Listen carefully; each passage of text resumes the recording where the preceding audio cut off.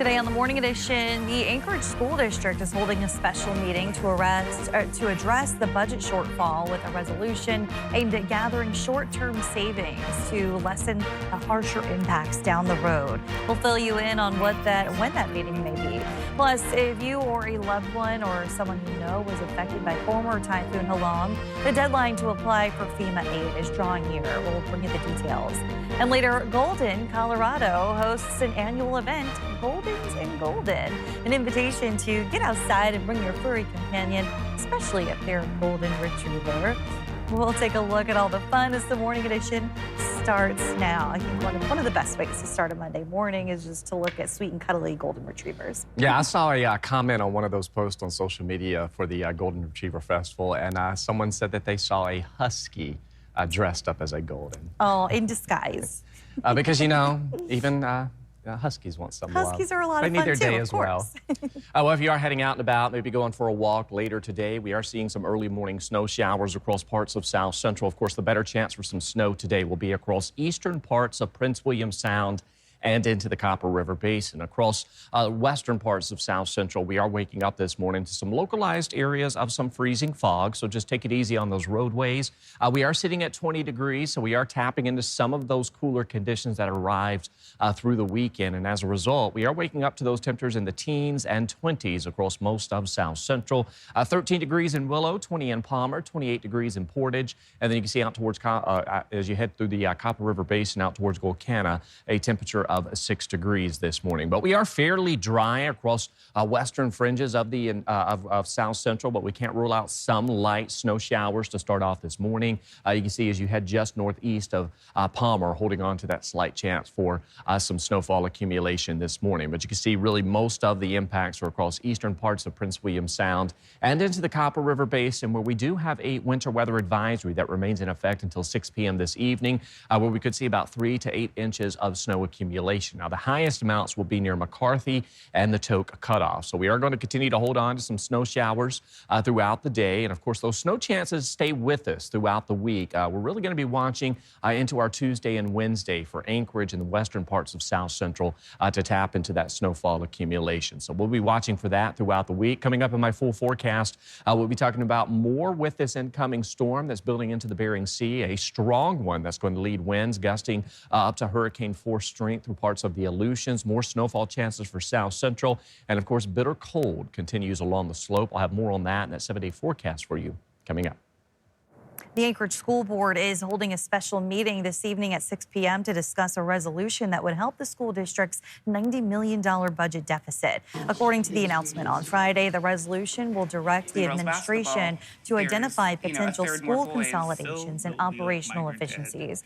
The district says the goal would be to use short-term savings to restore some proposed cuts to programs. The school board will take public comment on the resolution during the meeting tonight. You can find the full proposed resolution in this story on our website. And the Kenai Peninsula Borough School District announced it's facing an $8 million budget deficit.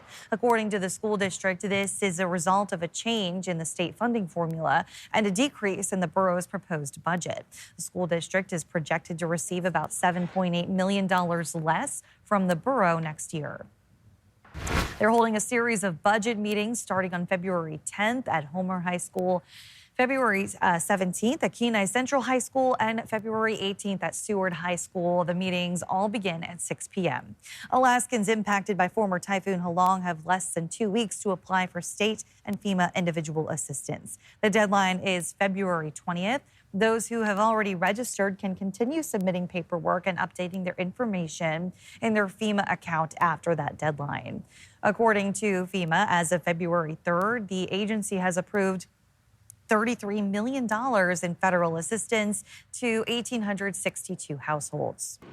As winter continues in Fairbanks, officials are urging residents to avoid shoveling their snow into the storm drains, which lead to the Chena River. Instead, people in Fairbanks are advised to shovel the snow into the street, where it can be plowed by Public Works. In other parts of the borough, homeowners are asked to guide snow onto their lawns. Officials say piling snow on the area's storm drains could cause icing and blockage when the snow melts in the spring, leading to flooding. Improperly stored snow can also allow more pollutants to find their way into the river during breakup season. We see that in various areas around town where maybe the storm drain system needs to be upgraded, or maybe it's blocked by ice because it's not designed properly, or it could be blocked with debris and other trash. There are several hundred miles of pipe under the ground within the borough of Fairbanks. There are over 100 storm drains within just the city of Fairbanks alone, and they all fall into the Chena. The most common pollutants that can make their way into the Chena River are trash, debris, and oil residue from the roadways. Grass clippings and yard waste being dumped into the river can also pass along herbicides and pesticides. The strength of the ice on Jewel Lake in Anchorage was tested over the weekend by hundreds of eager ice fishers for the 38th annual Jewel Lake Jamboree. While the fishing was slow, food trucks and even Ferrandi royalty entertained Jamboree goers as they fished and mingled. It's a sign, organizer Dustin Slinker says, that the dog days of winter are nearly behind us. You know, I truly believe here in Alaska, one thing that connects a lot of us is fishing. And this time of year, coming out in the wintertime, we got to get out of the house. We got to have fun, you know, and it's also kind of a signal as we get ready for spring. We know that salmon is just right around the corner. February is Black History Month, and in Anchorage over the weekend, Black business owners were showcasing their community. The 11th annual Alaska Black Business Expo Summit and Fashion Show got underway Saturday, featuring vendors, speakers, and the fashion show was on Sunday night, all for the goal of bringing the tight-knit Black Alaskan community together and showcasing their skills and goods to a wider audience. Black businesses are huge in our history. There were Black inventors, you know, that patented so many things that we use today. We had historical things like Black Wall Street, and even here in Anchorage, we had East Chester Flats, which is like a local Black Wall Street like neighborhood that was in Fairview. So it's just kind of reminding everybody Black history isn't just in the past, it's in the making. I believe we do excellent business, and I love the fact that we all get together at one time and kind of play off of each other. I mean, to me, it's almost like a family reunion again. According to Smith's estimate, there are around 1,500 Black-owned businesses in the state of Alaska. Last week, Travel and Leisure released its list of the top 12 most beautiful national parks in the United States. 2, of course, are located here in Alaska. I think we should have had more, but we'll start with 2. Coming in at number 3 on their list was, of course, Denali National Park. They say it's bursting at the seams with impressive wildlife, sparkling rivers and lakes, and distinctive tundra vegetation. And, oh, you know, that just really big mountain in the background. The other national park in Alaska to make the list at number 10 is Kenai Fjords National Park. It's described as 600,000 acres of glacial paradise. It's nice to make the list, but I'm pretty sure they only counted the parks you could drive to in Alaska. They missed out on so much. And if you're wondering what they think is the most beautiful national park, Sequoia National Park in California. In December, Eric Soul introduced us to an Anchorage drummer who was preparing to try and break a world record. Tim Saunders' record attempt took place in January. Now, Eric checks in to see how it went and what's next. 60 seconds. That's the window Tim Saunders had to set a world record. The record is 1,200. January 26th. On a stage at UAA. After years of practice, just 60 seconds. Yeah, I was hoping for my best. Speed drumming. It had to be flawless, so multiple attempts. I'm sure I probably made at least 20. Cameras rolling, he was going for the world record for the most drum beats. In a double stroke roll. Here's what that looks like. 2 beats from each drumstick. Do you see it? 1, 2, 1, 2. There's a lot of different things that are required. 1 cover letter, 2 independent witness statements, 2 timekeeper statements, video evidence, including slow motion video evidence. Just 60 seconds. And in the end, 1,415. Setting a new world record, but it has to be approved, which means sending in the required evidence. I hope to do it by beginning of next week. What happens next? Then the hurry up and wait. Hopefully I don't have to look at any more slow motion videos for a while. Tim's advice for anyone looking to break a world record. Be prepared for a lot of work. For Tim, it was 60 seconds to try and break the record. And now, about 12 weeks to learn if he actually did. Eric Soule, Alaska's news source. Now, mathematically, 1,415 drum strokes in a minute comes out to just over 23 and a half strokes per second. Wow. When we come back, a Fairbanks father's first interview after his son pleaded not guilty to killing his own mother, his son's grandmother. Details on the years of mental health struggles he said led up to that day. Next. Well, we can't rule out some snow showers across South Central today. We are watching a strong storm moving into the Bering Sea throughout the week. I'll have more on that and those impacts. But first, at sunrise, 8:57 in Anchorage, 7:43 in Juneau. Your full forecast is next. Welcome back in. 14 minutes past the hour on this Monday morning, and I saw some flurries in parts of Anchorage this morning on my way to work, Aaron. Yeah, we can't rule out some light snowfall accumulation for South Central today. Of course, the better chance will be as you head out towards the Copper River Basin and through eastern parts of Prince William Sound. We've got a series of storms that will bring wintry impacts this week. Of course, one we're watching will build into the Aleutians as well as Bering Sea here over the next several hours, and we're still watching some extreme cold as you build along the slope where we've got that ridge of high pressure. But as far as what we're dealing with this morning, there's that localized areas of rain and snow that's falling across eastern parts of Prince William Sound. We can't rule out some lingering areas of light precip across southeast as we head through the remainder of today. But the storm we're watching is just to the southwest of the western Aleutians. This is going to lead to some increasing winds where we could see not only hurricane force winds through the Aleutians, but the potential for winds gusting as high as about 90 to 95 miles per hour. And as this builds to the northeast, we'll see some winds increasing through southwest Alaska of about 45 to 55 miles per hour as we welcome in your Tuesday and Wednesday. There's that cold weather as you head along the slope, but notice up and down the west coast, including the Seward Peninsula and out towards southwest Alaska. This is where we've got winter storm warnings as well as winter storm watches, where we are expected to see several inches of snowfall accumulation, as well as the potential for some of those high winds that will build in across southwest. Now, the high wind warning that we're seeing through the Aleutians, that's into Tuesday with gusts up to 95 miles per hour set to be possible. And so far this morning, those winds are gusting anywhere from about 30 to nearly 40 miles per hour. And as that area of low pressure begins to approach the western Aleutians, we'll see those winds steadily increasing throughout the day. So that's that low we're going to be watching. There it is, building off towards the northeast by this afternoon. You can see right on the Aleutian chain. So you're going to begin to see some increasing winds, rain and snow to be expected. As that low builds northward, you'll see that transition from snow to rain. And then those impacts build to the into southwest Alaska. Now, one question being posed with this system, we've got ice in place. And with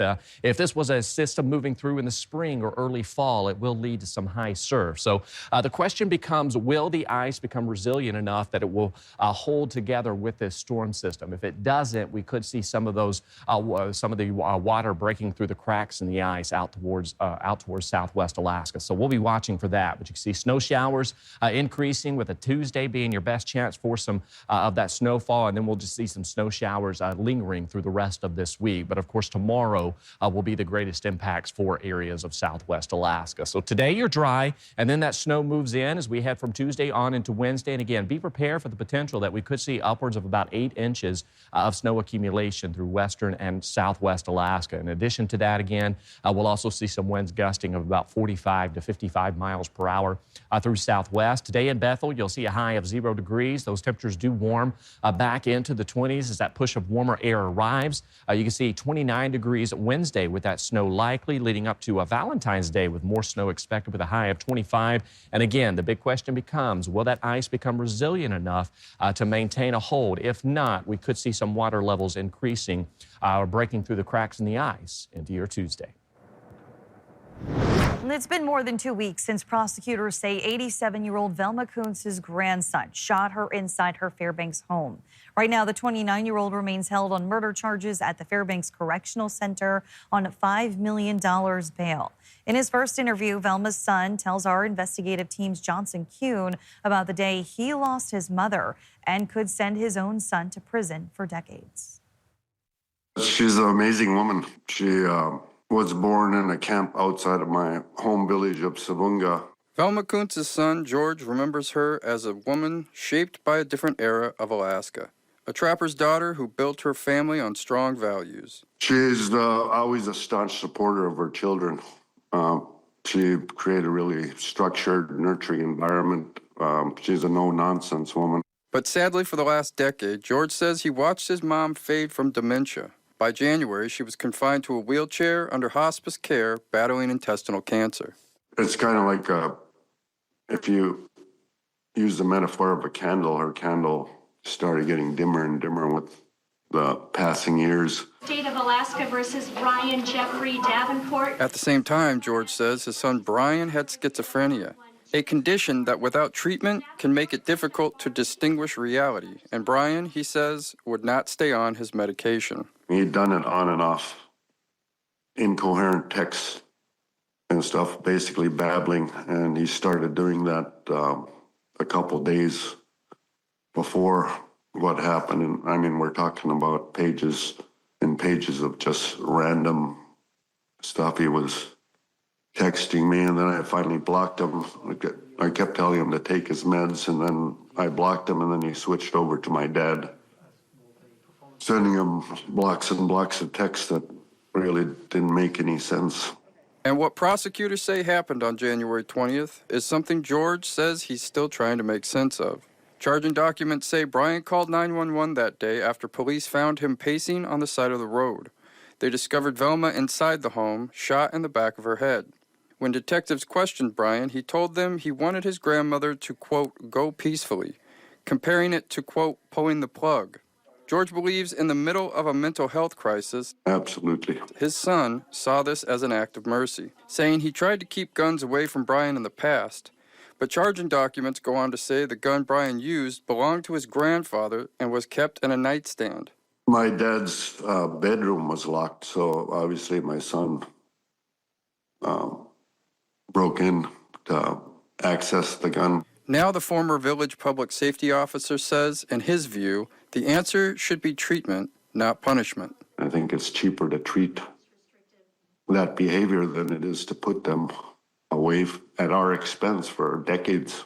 And through all of this, love one another. George says that message from his mother is still guiding him. It apply to everyone.